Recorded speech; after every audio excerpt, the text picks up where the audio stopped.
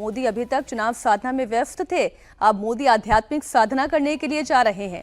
प्रधानमंत्री मोदी थोड़ी ही देर के बाद कन्याकुमारी जाएंगे, जहां वो अगले 45 घंटे तक समंदर में साधना करेंगे, ध्यान में लीन होंगे। प्रधानमंत्री मोदी की साधना आज शाम से 1 जून तक दोपहर करीब 3:30 बजे तक चलेगी। इसके बाद प्रधानमंत्री मोदी 1 जून की शाम को वापस दिल्ली लौटेंगे। मोदी की साधना पर विपक्ष सवाल उठा रहा है। विपक्ष को इस पर ऐतराज क्यों है, आपको बताऊंगी, लेकिन उससे पहले आप देखिए मोदी की आध्यात्मिक यात्रा क्यों अहम है। प्रधानमंत्री मोदी दरअसल हर चुनाव में प्रचार खत्म होने के साथ साथ एक आध्यात्मिक यात्रा जरूर करते हैं। इसकी शुरुआत उन्होंने 2014 से ही कर दी थी। 14 चुनाव में कैंपेन खत्म होने के बाद प्रधानमंत्री मोदी शिवाजी से जुड़े हुए प्रतापगढ़ किला गए थे।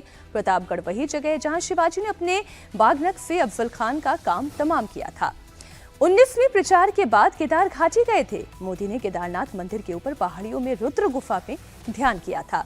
अब वो आज कन्याकुमारी में विवेकानंद रॉक मेमोरियल पर जा रहे हैं, लेकिन विपक्ष परेशान है और इतना परेशान है कि तरह तरह की टीका टिप्पणी की जा रही है। कह रहे हैं कि ये संविधान के खिलाफ है, चुनाव के बीच में इस तरह की तस्वीरें नहीं आनी चाहिए, आई तो कानूनी केस किया जाएगा। अखिलेश यादव तो यहां तक कह गए कि जहां वो ध्यान करने जा रहे हैं वो तो भारत का आखिरी छोर है और उसके बाद तो फिर समंदर ही समंदर है, कहीं मोदी जी अंटार्कटिका तक ना पहुंच जाएं। इस तरीके की टिप्पणी की जा रही है।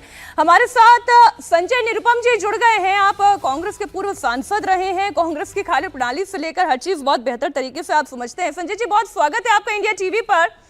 ये कांग्रेस पार्टी को इतनी बुद्धि कौन देता है कि अगर प्रधानमंत्री आध्यात्म के लिए यात्रा भी करने जाएं तो उस पर भी टीका टिप्पणी करनी जरूरी है?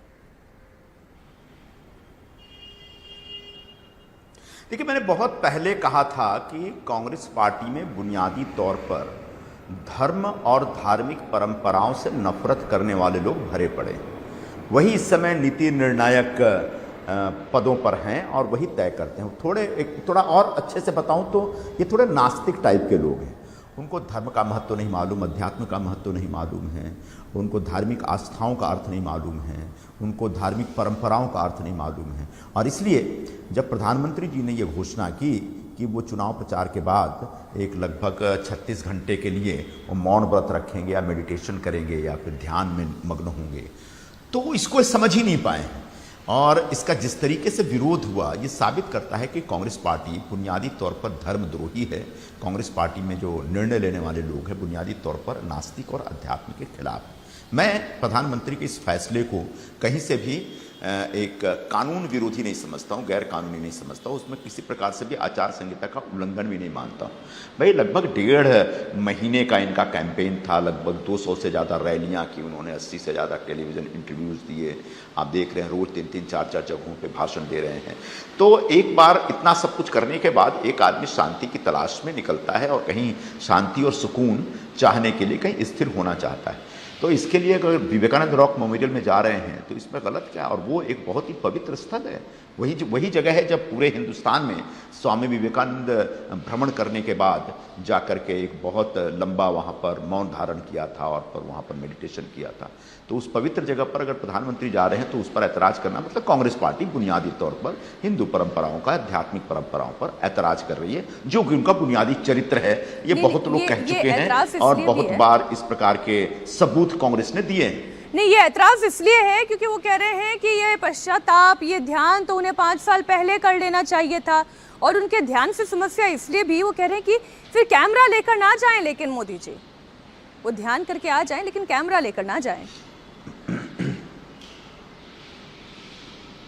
देखिए, ये आपके ऊपर निर्भर करता है, ये व्यक्ति पे निर्भर करता है कि सबसे पहले वो शांति और सुकून ढूंढता किस चीज़ में। अगर कोई पवित्र काम करके और एक ऐसा काम करके जिसको छुपाने की कोई मजबूरी नहीं है, तो वो अगर उसके उस पूरे एक्टिविटी या उसकी प्रक्रिया को, उसकी गतिविधियों को कोई कैमरा कवर करता है तो उसको कोई तकलीफ नहीं होती। लेकिन बहुत सारे लोग ऐसे होते हैं जिनको अगर शांति और सुकून चाहिए तो वो वीड फूंकते हैं, गांजा फूंकते हैं, कोई शराब पीता है, कोई और भी ऐसे ही हरकतें करता है जो नहीं चाहता कि कैमरा उसको कवर करे। तो जो लोग शांति हासिल करने के लिए गैर कानूनी या गलत एक्टिविटी में शामिल होते हैं, उनको इस बात का डर होता है कि कोई झांक कर देख न ले, कहीं कैमरे से कवर न हो जाए। प्रधानमंत्री तो एक बहुत पवित्र काम कर रहे हैं, बहुत बड़ा आध्यात्मिक काम कर रहे हैं, और उसमें अगर वहाँ कैमरा कवर करता है तो क्या क्या फ़र्क पड़ता है। भारत का प्रधानमंत्री अगर कोई भी एक्टिविटी करता है तो कैमरे के लेंस के अंदर होता है, और होना भी चाहिए, क्योंकि वो एक इतिहास दर्ज हो रहा है, इतिहास बन रहा है। तो आज जो रॉक मेमोरियल में प्रधानमंत्री जी जाएंगे, वो एक छोटी मोटी घटना नहीं है, वो आने वाली पीढ़ी के लिए और आने वाली कई जनरेशन के लिए एक यादगार घटना होगी, और उससे वो लोग प्रेरणा भी लेंगे।